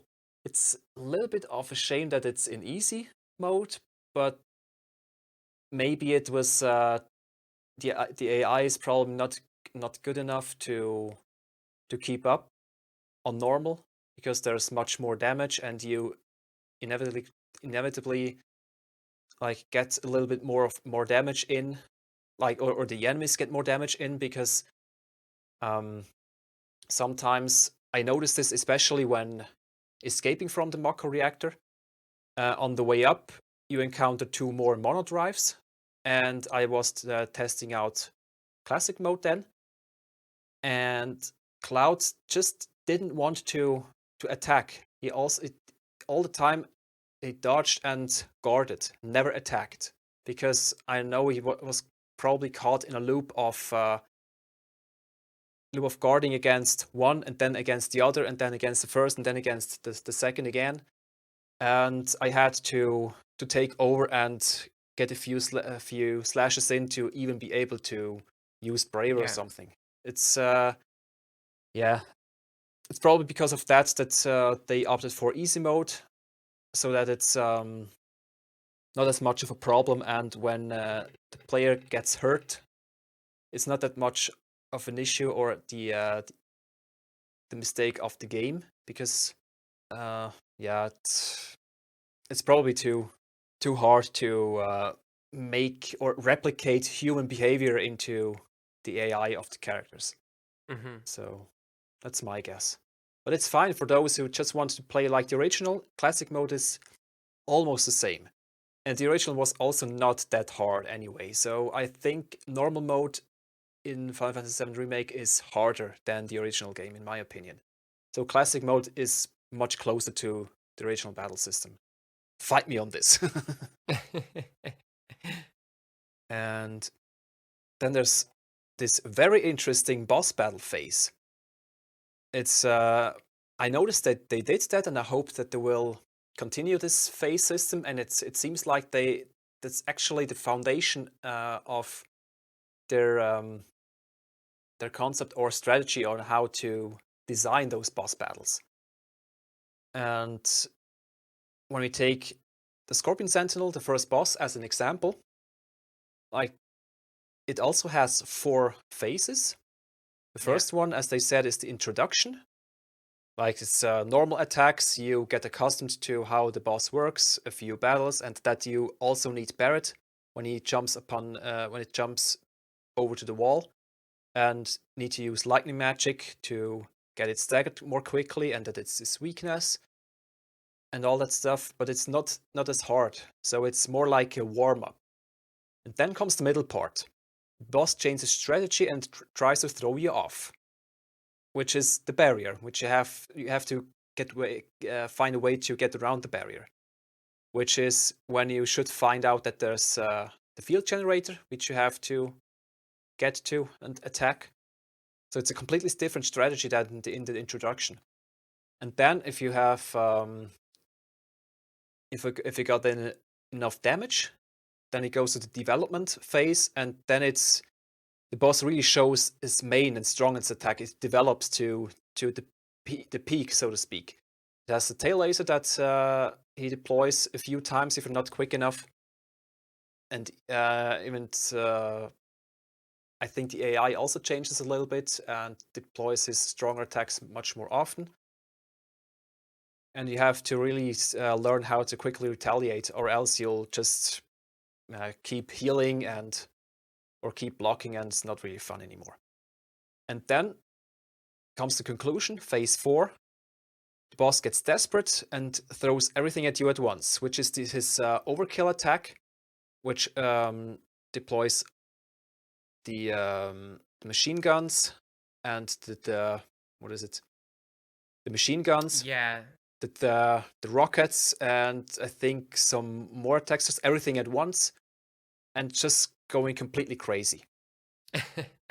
And also there's the auto heal, so you have to act quickly and just really drive it home. Really attack and get aggressive, because if you don't, it will heal itself over time. Yeah. So it's really a nice build up and then the release at the end. It's pretty cool, and now I'm extremely looking forward to Airbuster. Yeah. Because we've seen a few glimpses of it in the E3 2019 trailer, and according to reports from those who have played it, it's apparently a pretty tough fight and pretty cool fight, but I don't know anything about it, so that's good. And apparently the music is also awesome, but that's something completely different. But yeah, if they really manage to pull that off, this 4-phase example or 4-phase concept for every boss, and that's not... The thing is, if you start off with such a concept, such a strategy, and then each boss feels the same, oh, now it's phase 1, okay, now it's phase 2, okay, now it's phase 3. If it feels that way, it gets stale quite fast. So I really hope they can switch it up every time, and even if it's 4 phases for every boss, that each phase feels completely different and the stakes are different, and how the boss switches things up is different, and how you have to go about it is different. And yeah, I'm looking forward to that. I really hope they manage to pull it off. All right, so we are going on. We are talking about the Final Fantasy VII Remake character clips and the final trailer. So basically, Square Enix released on their social accounts, there were like little 19-second clips featuring the characters of the game, and nothing new was really shown. But I thought that they did a really good job summarizing each of the characters and showing a little bit about each of them without giving too much away. And they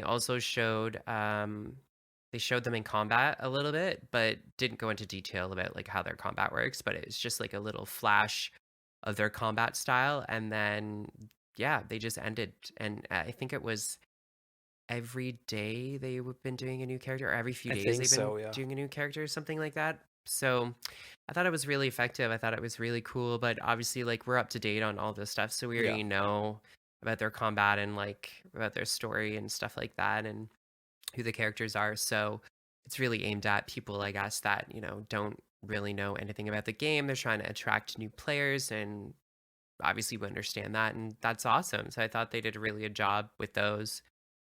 Oh, definitely, yeah. It's just, as you said, we already know most of it, if not all. So it's not really an addition or an enrichment for us fans.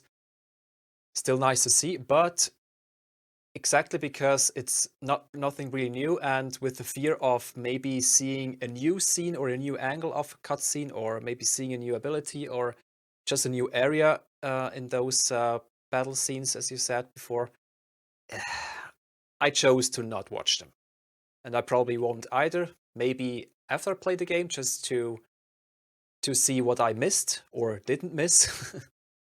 Yeah. um, yeah, and I don't have room or time to analyze them anyway, so there's no need to spoil myself if there even is spoilers. I don't know. Maybe there are only old scenes in there. I don't know. Maybe you know, but that's why I chose to not watch them. And it's not really. I don't think I need to anyway. No, you don't. No. Exactly. Now it's just waiting for the game to drop, and everything else is just irrelevant. Yeah. So I did go ahead and I watched the final trailer. So we're just going to talk about Ooh. the final trailer, non-spoiler discussion about that. So honestly, it was insane. Uh Hmm. it was crazy. I honestly think that they've been holding so much back about this game that we don't even know, and we're in for so many surprises. They did show a lot of new stuff that we haven't seen before. I wasn't going to watch it originally because I know that you had said that you didn't want to watch it, like you just stated, and I respect that. And also, I kind of wanted to do the same because I wanted to go into this game as fresh as possible. And but then I thought, well, we should probably talk about it on the podcast, so I should really just go ahead and watch it. And also, I didn't really care anymore. Like I do care, but then also like I also know what their trailers have been like, and they're really flashy, and the cuts to the different scenes are really fast. So like for you, you're analyzing it frame by frame, you're slowing Yep. it down. Like I understand, right? Like when I'm looking at it, I'm not looking at that. I'm just like looking, trying to figure out what's happening and what's being shown to me. And there was a lot of stuff shown, but it was so fast that I forgot a lot about what I've seen. And I could just tell you a few things. I'm not going to, but I could just name off a few things that I remember seeing. But there was so much that it was just overwhelming. But I'm not going to watch it again. So I only watched it once. And I think that's all I need to do Oh, that's good. Yeah. with this trailer. Like, I don't feel like I have to watch it again over and over again. I'm not going to because I do want it, like I said, go into this game as fresh as possible. And, Exactly. what I saw was incredible and insane. And it just made me so much more hyped. And like we've already talked about, like Yeah. we're both super, super excited for this game. We've been waiting forever, Oh yeah. and it's finally upon us. It's finally happening. And this trailer just made me feel even more excited, even though I didn't feel like I could be even more excited about it. But just seeing it, I Apparently, was just yes. like, I was just like, oh my God, like there's so much that we don't know. And there's so much that's in this game that we haven't been shown. And I was like, they've done a really good job at trickling stuff out and really just Mm, teasing us with things. yeah. And we think that we know a lot about what we're getting, but I think Apparently that not. there's a lot that we don't know. Yeah. So I'm just like, we're sitting here talking about what we think's gonna happen, and we've done this previously on other episodes as well, but I just feel like there's so many surprises that we're just gonna be like, "Oh my god, like, they did that? Like, that's crazy." Like, do you know what I mean? Like, Yeah, yeah. anyway, that's pretty much how I felt when I watched this. So, um, yeah, I feel bad about watching it? I don't. I don't feel bad. Do I feel spoiled? Not really. Um, but I don't really have any context to put these things into, like I said before. Like, I don't have any. The scenes were so fast, the cuts between everything that's happening. So I have nothing to attach it to, like, oh, when is this happening in the game? When am I going to see that? Like, I can't even begin to even think about when this thing might happen, only based on what I've played in the original. But we Mm, know this is not the original game. So things nope. are going to be switched up. So what I've seen, I don't even know when it's going to happen. I don't know, like, if I have no context, no context. I could do what you do and watch it at like 0.00001 speed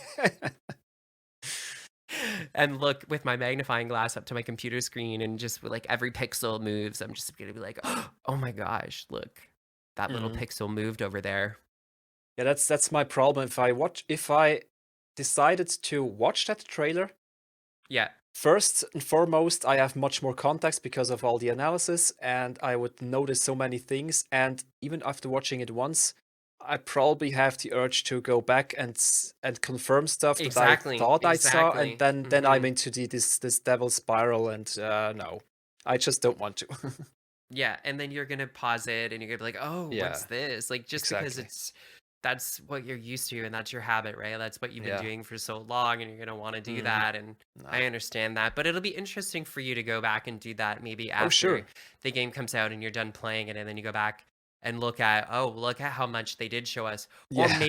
maybe they didn't. Like, I'm seeing this as, it's so amazing, it's so crazy, and it's so much stuff, but in the grand scheme of things, when we play the game and we're done, we'll probably look back and be like, yo, this episode never, I mean, this trailer never showed us anything like Yeah. half of what we thought. And the thing is too, like, a lot of this stuff isn't really spoilers, because if you've played the original, you know the characters, you know, like, things that are in the original game. We just don't know what's going to be in this game. We just don't know. But like, it's not, I mean, like, it is, but it's not. But still, anyway, Yeah, it's both, yeah.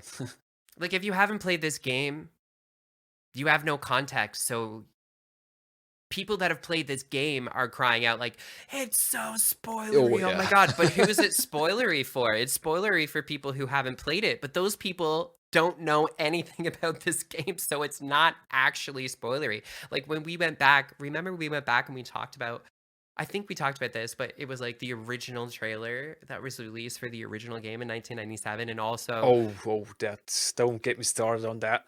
the screen grabs of the game that was on the back. Yeah. It had that Mhm. famous scene with Yep. Sephiroth and Aerith in there, in the back. Well, Cloud. I think it's Cloud and Aerith Clouds, in. Clouds, and Aerith carrying Aerith to the water, was it? Yeah, But like, that's such a huge thing. They spoiled it, and it in the is. demo too. They spoiled a lot of it in the demo, the original demo. But like, Yeah. we never knew because we never played it. We Yeah. didn't know. We The didn't thing know. is, I remember holding this case in my hand and reading the text at the back. It only the interesting thing is it only talked about the Midgar part and Cloud being a mercenary and stuff, or being an ex-soldier.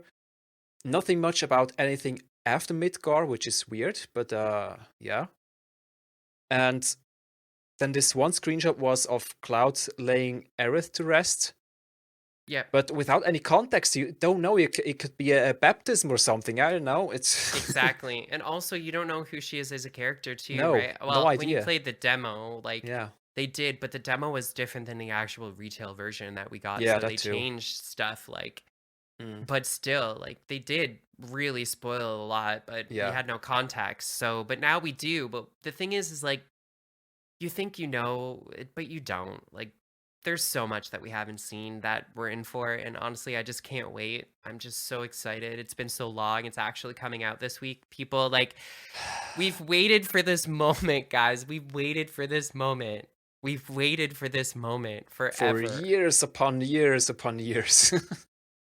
Like asked for this game. Like we wanted this. Like they Yeah, listened. They made it. Like please buy it. Just please play it and enjoy it and just be open to yeah, receiving it for what it is. Like yeah. I just can't wait to go back and to dive into this world again because I just missed it like from playing it so long Mm. ago and then going back to it again like I don't know, it's going to be insane. It's gonna be a roller coaster. Yeah, I just have to stay alive for a few more Oh days. yeah, yeah, definitely, definitely. It's like everybody on the internet's just like, I've just really been trying to not do anything like crazy. Like, Yeah, obviously, a lot of us we're self isolating, but some people are still working. But people are like going to work. They're like, I'm trying not to like. yeah, I'm looking both ways when I'm crossing the street. yeah, Like, I'm walking really yeah, slowly. yeah. Like, I'm being very cautious. Like, I just want to survive until this game comes Mm. out. Like, I just want to make it. But aren't like 70% of all accidents happening in households? And if we're all inside all the time, doesn't that increase the chance of us getting hurt? I don't know. Just throwing this out there. I don't want to jinx it. Sorry. Forget Oh what I my said. god, I don't know. Maybe. Maybe. Is that true? Oh I my I gosh. remember something that most like really most of the accidents happen inside of the household. Like Oh my probably god. probably all accidents, like just cutting your finger or something, which isn't really bad. But I don't know. It's Oh my god, I'd, ha- guys. Just be I'd have to careful. get into this the statistics again. But I remember something about that. It's the most happen at home because you work at home like without many protection. You drill holes inside. You step onto ladders. You That's true. use knives while cooking, and I don't Also know. just stairs, like going up and Yeah, downstairs, stairs. Yeah, people true. people slip and fall downstairs and die. Like it's Yeah, or insane. It's elevators. insane. Like it's crazy. People just honestly just stay safe. Please Yeah, stay safe and stay healthy. yeah. Just Don't take do care of anything yourselves. crazy. Yeah, Yeah, just definitely. just just lay on your couch for the Yeah. next 4 Yeah, days. exactly. And don't fall off and break your neck or something. Oh my gosh. Oh Yeah, boy. it's so crazy. I just can't wait. Honestly, it's just Yeah, same. You can do all the crazy stuff again when you're through playing the game. I'm gonna do everything too. Like I wanna explore. Like I'm not even gonna do the quests right away. Like I'm just gonna literally like go to every corner in this game and Yeah, like just sure. slash things open, like just seeing what I can destroy. Oh, Like yeah, yeah, exactly. Like in the demo, like it's like, all right, I immediately turned backwards. Do you do that when you play Yeah. RPGs? Like when when I play them, it's like the camera goes behind you, and then it's just like, okay, they want you to go forward. I'm like, no, I turn Nope. around, I go back, I Yep. go backwards, I go like Exactly. Yeah. different places because they hide items and Hmm. stuff in weird places. So I'm like, no, I'm gonna turn around, I'm gonna go back, I'm gonna slash this. I'm gonna look here. I'm gonna see if I can jump on this thing. Maybe there's something up there. Like I don't even do and then that's why it takes me so long to Yeah. complete these games because I just don't I just don't want I want to complete the game, but it's like there's no rush. I just want to enjoy it Definitely. at my own pace, right? And Yeah. see all of the hard work that went into creating the environments Hmm. and everything. Like I really want to soak it all in. I want to Yeah. appreciate every aspect of it. I don't just want to appreciate the story. Like I That's a want to big appreciate it aspect. all. The developers had so much of their heart and blood poured into this project that I don't want just rush through and be done with it. I want to ingest everything, like Mhm. just enjoy all of the wonders it will bring. And if for those who watched my demo playthrough, the whole 2 hours that is on the Cosmo Canon Universe channel, as I said, 2 hours. Go figure. It's just a demo. It needed. I took 2 hours to finish it, and I Yeah. even rushed by the end. So in the beginning, I just turned around and looked around all the place. Even I think it even took me like 10 minutes before the first encounter, which is actually a few seconds after you get control. It's yeah, I'm that crazy. And then when you get Yeah. inside the building, the train station building, Yeah. there are so many advertisements and dispensers or vending Yeah. Yeah. machines and stuff you can just kick around, buckets and pylons or cones. It's just so much fun to play around with this and look at everything. Yeah, this is why I haven't finished Red Dead 2 yet, because I've just like, that game is so open. It's just like like, it doesn't matter what direction you go, right? So Yeah. then I'm like, "Oh, what's over here? What's in this? Oh, can I climb this mountain? Like, it looks Yep. really high." And then I do. I just go to the Hmm. top of the mountain, and then I'm like, "Oh," like, you know what I mean? Like, I'm just haven't even scratched the surface of that. But that game is just so it's just so big that it's, like, daunting, right? So you kinda have to force yourself Yeah. through it, or you just won't ever finish it. Like, Mm. I feel like this game's gonna be a happy medium. Like, we're gonna Yeah. be like, I'm gonna be able to explore, and they're gonna reward exploration, but the story is so intriguing. Like, you're really gonna just want to play through the story. Like, you're gonna Definitely. want to do the side quests. Like, you're gonna want to find the new weapons and the materials Yeah. and level up and do all those things, right? I'm glad that it's not an open world. Well, it still could be, but I highly doubt it's an Well, actual not open world open game. world. Like, we've No. talked about this before, but Yeah. not open world like Red Dead Exactly. 2 open Yeah. world, but Exactly. like open world hubs, right? Like you Yeah. said before. Hubs. But if it was, I would completely lose myself into that game because I remember playing Horizon Zero Dawn, which is Yeah, also a open world, and I yeah. usually when I get to explore something, I go everywhere except where I should go, and in an open world, that's the whole game. So I practically go to all places where I shouldn't be Mhm. going yet, Yeah. and I also went to some bandit camp. There was nothing there because I haven't triggered the quest yet. So I went to places I had to go back again later anyway. So it took me like twice the time to finish it as a normal playthrough, at least twice. Yeah. So I'm looking forward to game 3, 2, or even 3 of Final Fantasy VII Remake project because I'm pretty sure especially the last one will be quite open world-ish. So yeah, I'll have my 200 hours in by then. I'm like you too, like exploring every part of the map, because a lot of those games, I don't know about recent games, but a lot of games put a map mechanic in where it shows like how much percentage of the map you've actually visited. Oh And in yeah. order to get the achievements, like the Mm, trophies or, Steam achievements and stuff like that, like you have to have explored every inch of the map. Like, yeah. because usually they like have the parts that you haven't been to yet. It's like there's like it's covered over. Yeah, the fog of war, exactly. Yeah, like, and then if you don't, then it shows up, oh, map completion is like 90%, and you're like, Aw. Yeah. where have I not been? Like, that's crazy annoying, but I've done it in games, but like Mm, it's just like it was the same thing with Jedi Fallen Order. They did put this mechanic in where you're like, I'm playing through this game. I've pretty much I have everything unlocked, and there's still maps that are like it just says 99% oh yeah, completion, and I'm like, exactly. where's the last 1%? Like, where have I not been on this map to get the achievement? Like, I'm reading through Reddit's subreddits and like guides online, and they're like, oh, it's this part. I'm like, no, no, it's not. Like, I've been, Mhm. but then I just have to move on because I'm just like but it Yeah. triggers me because I wanna get 100% Yeah, completion. exactly. Yeah, that remembers me of Star Ocean 3 till the end of time. This Oh my also god. had a map completion mechanic. I think also in-game achievements for that. Yeah.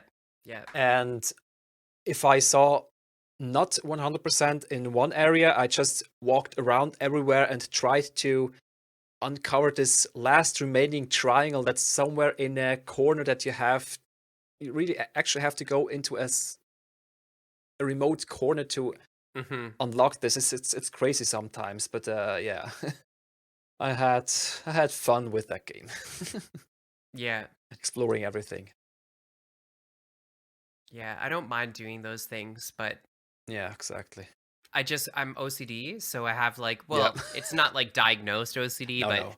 I'm just a completionist, right? Like I want it to be Mm. 100%. I want all the trophies. And I can't get that. So then I just kind of get demotivated and I don't finish a game. Like I just Mm. won't finish it because it's just, I'm like, I'm never going to finish all of these things on the map. Like same thing with Spider-Man. We've talked about this. There's so many Yeah. things for you to do on the map. I'm just like, No, I just no, just, screw it. I'm just like, no, like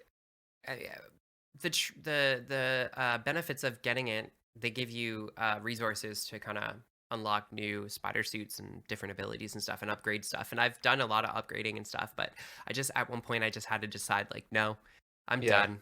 I'm done. Like I exactly. got to move on. There's so many games.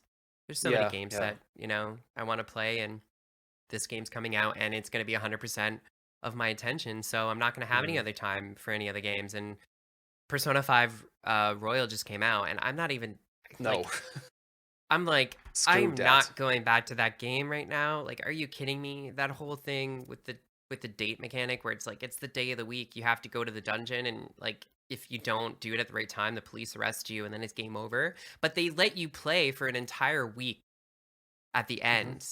They let you play through it and Okay. you beat the dungeon, but if you go too late, you beat the dungeon and then the police come and arrest you and then it's game over. Interesting.